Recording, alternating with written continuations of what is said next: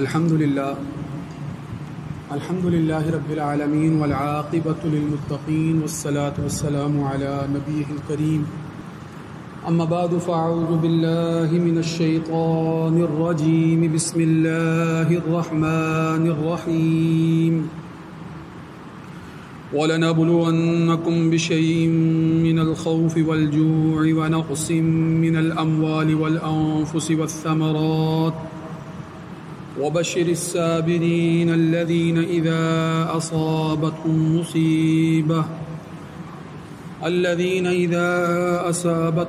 مُّصِيبَةٌ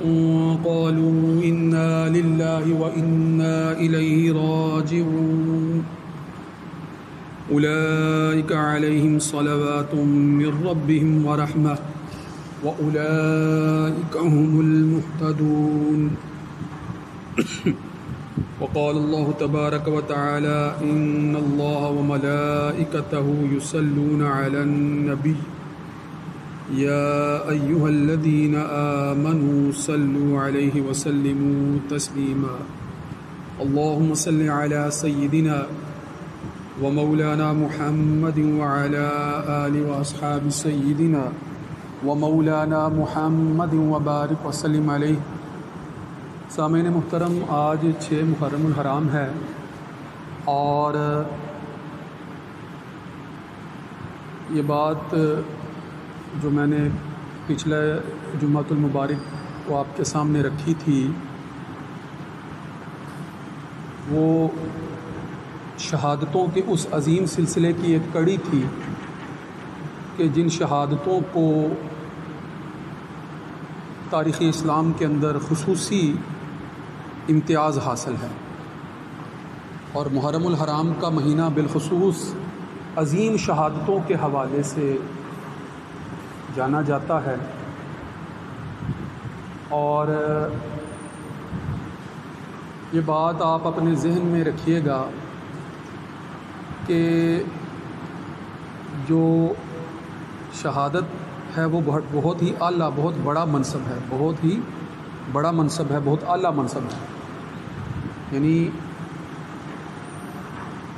انبیاء و رسل کے بعد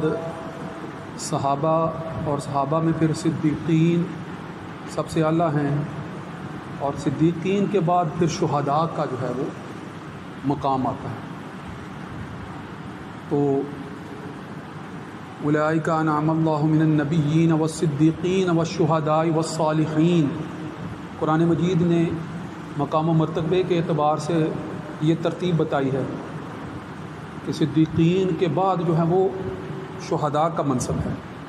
شہادت بڑا اعلیٰ مقام ہے۔ اللہ رب العزت نے فرمایا ہے کہ وَلَا تَقُولُوا لِمَن يُقْتَلُ فِي سَبِيلِ اللَّهِ أَمْوَاتٌ، کہ جو اللہ کے راستے میں شہید کر دیے جائیں، یعنی قتل کر دیے جائیں، ان کو مردہ مت کہو، ولا تقولوا، مت کہو ان کو اموات، مردہ، ولا تقولوا لمن يقتل في سبيل الله اموات، جو اللہ کی راہ میں شہید کیے گئے ہیں، مارے گئے ہیں، ان کو مردہ مت کہو، بل احیاء ولکن لا تشعرون، وہ زندہ ہیں مگر ان کی زندگی کیسی ہے تمہیں اس بات کا شعور ہے۔ تو محرم الحرام میں جو تاریخی ترتیب سے ایک بڑی شہادت کا واقعہ پیش آیا وہ شہادت حضرت عمر رضی اللہ تعالیٰ عنہ کا واقعہ، جو کہ 1 محرم کو ہوئی، اور پھر جو ہے وہ 10 محرم کو حضرت امام حسین رضی اللہ تعالیٰ عنہ کی شہادت کا واقعہ ہے۔ اس سے قبل پچھلے جمعۃ المبارک کو شہادت عثمان غنی رضی اللہ تعالیٰ عنہ پر میں تفصیل سے گفتگو کر چکا ہوں پچھلے دونوں جمعوں میں۔ آج تھوڑی سی بات جو ہے وہ شہادت عمر فاروق پر کرنی ہے، اور پھر اسی تسلسل میں شہادتوں کا سلسلہ جب آگے بڑھے گا تو پھر اگلے جمعۃ المبارک کو انشاءاللہ شہادت حضرت امامان کریمین کے حوالے سے گفتگو کی جائے گی۔ شہادت حضرت امام حسن، شہادت حضرت امام حسین، ان کے حوالے سے گفتگو کی جائے گی۔ تاریخی تسلسل میں حضرت عمر فاروق کی شہادت جو ہے وہ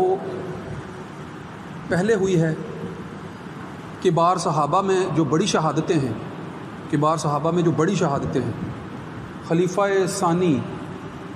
حضرت عمر فاروق کی شہادت کا واقعہ پہلے پیش آیا ہے، اور پھر حضرت عثمان غنی، حضرت عثمان غنی کی شہادت میں سن چونکہ بعد کا ہے، واقعہ بعد کا ہے، مگر یہ بات اپنی جگہ پر ہے کہ جب ہم تاریخی طور پر ان واقعات کا ذکر کر رہے ہوتے ہیں تو ذی الحج کی 18 تاریخ جو ہے وہ شہادت عثمان غنی رضی اللہ تعالیٰ عنہ کے حوالے سے ہے، تو پہلے اس کا ذکر کر دیا جاتا ہے اکثر گفتگو میں، اور پھر چونکہ یکم محرم الحرام جو ہے وہ حضرت عمر فاروق کا یوم شہادت ہے تو پھر بعد میں، مگر اصل جو تاریخی ترتیب ہے اس میں حضرت عمر فاروق رضی اللہ تعالیٰ عنہ کی شہادت کا واقعہ پہلے ہے۔ رسول اللہ صلی اللہ علیہ وآلہ وسلم خود حضرت عمر رضی اللہ تعالیٰ عنہ کے مناقب اور فضائل میں جو بیان آپ صلی اللہ علیہ وآلہ وسلم نے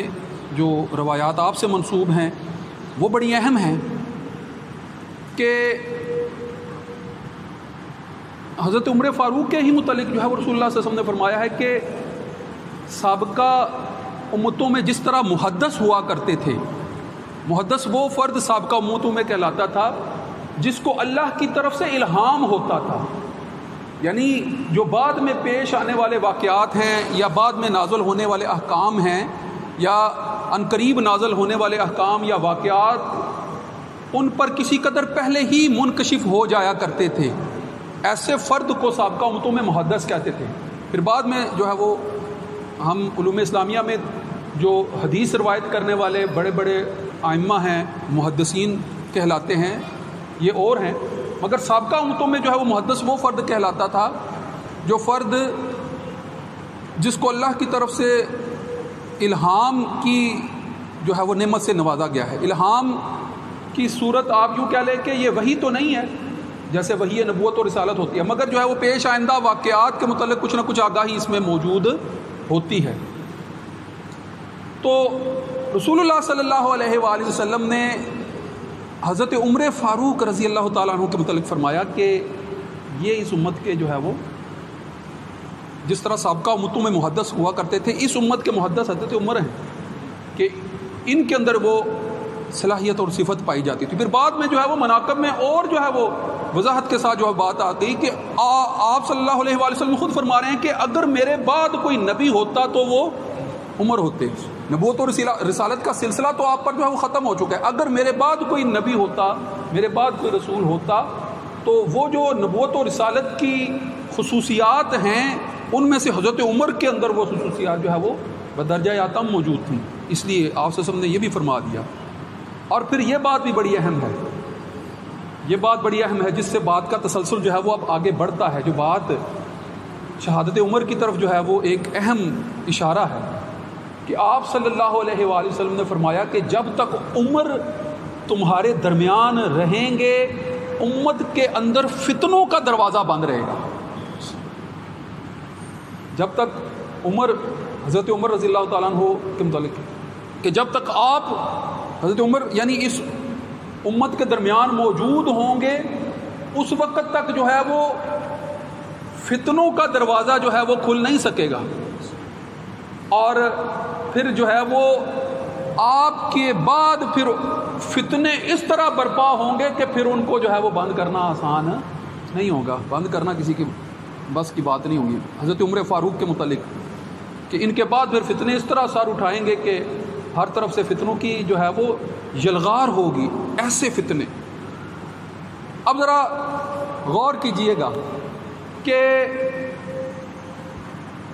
حضرت عمر فاروق کی 12 سال سے زیادہ جو خلافت کا دور تھا وہ کتنا عظیم الشان خلافت کا دور تھا، ذرا غور کیجئے گا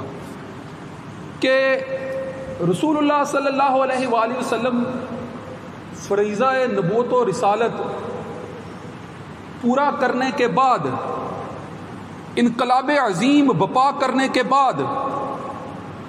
جزیرہ نمائے عرب کے اندر جو ہے وہ اسلام کو پوری طرح سے نافذ کرنے کے بعد آپ صلی اللہ علیہ وآلہ وسلم کے بعد جو اگلے خلیفہ حضرت ابو بکر صدیق، ان کا دور جو ہے وہ 2-2.5 سال کا دور ہے، بڑا مختصر دور ہے. اور پھر جو ہے وہ تقریباً 12 سال سے زیادہ کا دور جو ہے وہ حضرت عمر فاروق کا دور ہے. غور کیجئے گا کہ اس دور کے اندر جو پہلے 2 خلفائے راشدین میں سے پہلے 2 خلفاء کا دور ہے، اس دور کے اندر اسلام کا غلبہ صرف جزیرہ نما عرب تک محدود نہیں رہ گیا، بلکہ فتوحات مسلسل ہوتی چلی جا رہی ہیں. فتوحات تو ایسے جیسے سیلاب کا ریلا جو ہے وہ آگے بڑھتا چلا جا رہا ہے، فتوحات ایسے تیزی کے ساتھ جو ہے وہ ہوتی چلی جا رہی ہیں. اور ان فتوحات کا سلسلہ غور کریں کہاں تک ہے. یعنی جزیرہ نما عرب سے جو ہے وہ پھر نکلتے ہوئے جو ہے وہ شام کی سرحدیں، عراق کی سرحدیں پھلانگتا ہوا وہ آگے جو اس وقت جو فلسطین بیت المقدس کا علاقہ ہے وہاں تک جو ہے وہ حضرت عمر جو ہے وہ خود تشریف لے کر جاتے ہیں. ذرا غور کریں نا وہ سارے واقعات. یعنی اس طرف یورپ کے حکمرانوں کی جو بالادستی تھی وہ کم ہوتے ہوتے صرف جو ہے وہ مغربی یورپ کی حد تک محدود رہ گئی تھی. مشرقی یورپ جو کہ مغربی ایشیا کا حصہ ہے، جو ترکی اور یونان تک کے جو علاقے جو جاتے ہیں، وہ سارے کے سارے علاقے اب مسلمان ان پر فاتح ہو گئے ہیں. اور پھر جو ہے وہ شام کے وہ علاقے جہاں بیت المقدس ہیں، مسلمان ان پر جو ہے وہ فتح حاصل کر رہے ہیں. ادھر سے جو یورپ جو بر اعظم افریقہ پر جو ہے وہ غالب تھا، وہ سارے بر اعظم افریقہ پر سے جو ہے وہ بڑے حصے پر سے یورپ کے حکمرانوں کا غلبہ، کیسر روم کا غلبہ جو ہے وہ ختم ہو چکا ہے. مسلمان جو ہے وہ افریقہ کے اندر بھی جو ہے وہ دور تک جو ہے وہ آگے چلے گئے ہیں. اسی طرح حضرت عمر فاروق کے ہی دور میں جو ہے وہ ایران جو ہے وہ ادھر کیسر روم اور کسرا ایران، یعنی روم و ایران کے کنگن جو ہیں وہ اب مسلمانوں کے قدموں میں نچھاور کیے جا رہے ہیں. یہ حالت جو ہے وہ صحابہ نے پہلے ہی 2 خلفائے راشدین کے دور میں دیکھ لی تھی. طویل جو ہے وہ سلسلہ فتوحات کا، 2 بڑی سپر پاوریں سلطنت روما اور سلطنت ایران جو ہے وہ اب تہہ تیغ ہو چکی ہیں، مسلمانوں کے سامنے جو ہے وہ سرنگو ہو چکی ہیں. مسلمان جو ہے وہ فاتحانہ شان سے جو ہے وہ ان سلطنتوں کو جو ہے وہ اپنے غلبے میں لے چکے ہیں. غور کیجئے. اور بڑے امن کے سال جو ہے وہ پہلے 10 سال 10 سے 10.5 سال 11 سال کا عرصہ جو ہے وہ بڑے امن اور بڑی پامردی، بڑی جرت، بڑی شجاعت اور بڑے پیمانے پر جو ہے وہ مسلمانوں کی خوشحالی کا جو ہے وہ دور نظر آتا ہے حضرت عمر فاروق کا. کہ یعنی جس انقلاب عظیم کو جو ہے وہ آپ صلی اللہ علیہ وآلہ وسلم نے برپا کیا تھا، اب شرق و غرب میں جو ہے وہ اس انقلاب عظیم کی وسعتیں جو ہے وہ دکھائی دینا شروع ہو گئی ہیں. اور بڑی بڑی سپر پاور جو اس وقت کی کہلاتی تھی وہ تخت جو ہے وہ تہہ تیغ آ چکی ہیں اور مسلمان جو ہے وہاں پر تخت نشین ہو چکے ہیں. اب غور کریں کہ جو بڑی سلطنتیں ہوتی ہیں جن کو ہم آج کے دور میں بھی بڑی بڑی سپر پاورز کہتے ہیں، بڑی بڑی سلطنتیں، بڑی سلطنتوں کا جب شہرازہ بکھرتا ہے تو وہ عمل بھی بڑا تکلیف دہ ہوتا ہے. غور کریں نا، جن بادشاہوں سے سلطنتیں چھینی تھی، جن حکمرانوں سے، جن یہودیوں سے، جن عیسائیوں سے، جن مجوسیوں سے، جن غیر مسلموں سے سلطنتیں چھینی تھی، اب ان کی کیفیت کیا تھی، ان کے حالات کیا تھے. وہ تو کسی بھی صورت یہ برداشت نہیں کر رہے تھے کہ مسلمان دن بدن جو ہے وہ پوری دنیا پر غالب آتے چلے جا رہے ہیں. جب مسلمانوں کے غلبے کے عروج کا وقت تھا تو اب ان کے اندر بھی جو ہے وہ دشمنی جو ہے وہ اور زیادہ گھر چکی تھی. لہٰذا اب یہ جان چکے تھے کہ میدان کے اندر واضح انداز میں مسلمانوں کو شکست دینا ان کے بس کی بات نہیں ہے. اب پھر ان سے اور کوئی توقع نہیں کی جا سکتی تھی. یہی توقع تھی کہ اب فتنوں کا ایسا بازار گرم کیا جائے، فتنوں کو ایسے ہوا دی جائے، فتنوں کو جو ہے وہ ایسے اچھالا جائے کہ سلطنت اسلامیہ، خلافت اسلامیہ کی بنیادیں ہل کر رہ جائیں. اور بنیادیں ہلانے والا جو سب سے پہلا واقعہ کہ جس کے متعلق رسول اللہ صلی اللہ علیہ وآلہ وسلم نے فرمایا تھا کہ جب تک عمر تمہارے درمیان رہیں گے امت کے اندر فتنے سر نہیں اٹھا سکیں گے. تو یہ سمجھ کر کے خلافت اسلامیہ کو ختم کر دیں گے، حضرت عمر فاروق کو شہید کر دیا جائے گا تو پھر یہ غلبہ جو ہے وہ تھم جائے گا، یہ رک جائے گا، مسلمانوں کی حکومت جو ہے وہ ختم ہو جائے گی. تو سب سے پہلا اقدام جو ہے وہی ایران کے مجوسیوں کی طرف سے کیا گیا، اور وہ یہی تھا کہ ابو لولو فیروز کو جو کہ غلاموں کے ایک دستے کے ساتھ مدینہ آیا تھا، اس کو تیار کیا گیا، وہ مسلمانوں کے بھیس میں مسلمانوں کی صفوں میں شامل ہو گیا اور زہر سے بجھے ہوئے تیر کو اپنی چادر کے اندر چھپا کر مسجد نبوی کے اندر اگلی صفوں میں کھڑا ہو گیا۔ اور 27 محرم الحرام کو، 27 ذی الحج کو جب حضرت عمر فاروق جو صبح کے وقت فجر کی نماز کے لیے بہت جلدی مسجد میں آیا کرتے تھے اور لمبی صورتوں کے ساتھ جو ہے وہ فجر کی نماز کی تلاوت کیا کرتے تھے، اور مسجد نبوی جو ہے وہ کھچا کھچ بھری ہوا کرتی تھی، اس بڑی مسجد کے اندر جب آپ نے جو ہے وہ پہلی رکعت کے لیے جو ہاتھ بلند کیے ہیں اور نماز کے لیے کھڑے ہوئے ہیں، اس بدبخت نے خنجر نکال کر آپ پر حملہ کیا، پے بپے حملے کیے، 3-4 حملے کیے، جس سے آپ شدید زخمی ہوئے۔ زہر سے بجھا ہوا تیر تھا، آپ جو ہے وہ زہر سے بجھے ہوئے خنجر کے واروں کا جو ہے وہ تاب نہ لا سکے، اور یکم محرم الحرام کو جو ہے وہ آپ کی شہادت کا عظیم سانحہ پیش ہے۔ یہ وہ ابتدائی سانحہ تھا شہادت کا، جس کی تفصیلات اور اس کے ساتھ پھر منسلک کس طرح سے مسلمانوں کے اندر فتنوں کے گھر کیا، جو پھر حضرت امام حسین رضی اللہ تعالیٰ عنہ کی شہادت تک یہ واقعات پہنچے، ان کی تفصیلات آئندہ گفتگو میں کی جائے گی۔ وآخر دعوانا ان الحمد للہ رب العالمین۔ سنت ادا فرمائیں۔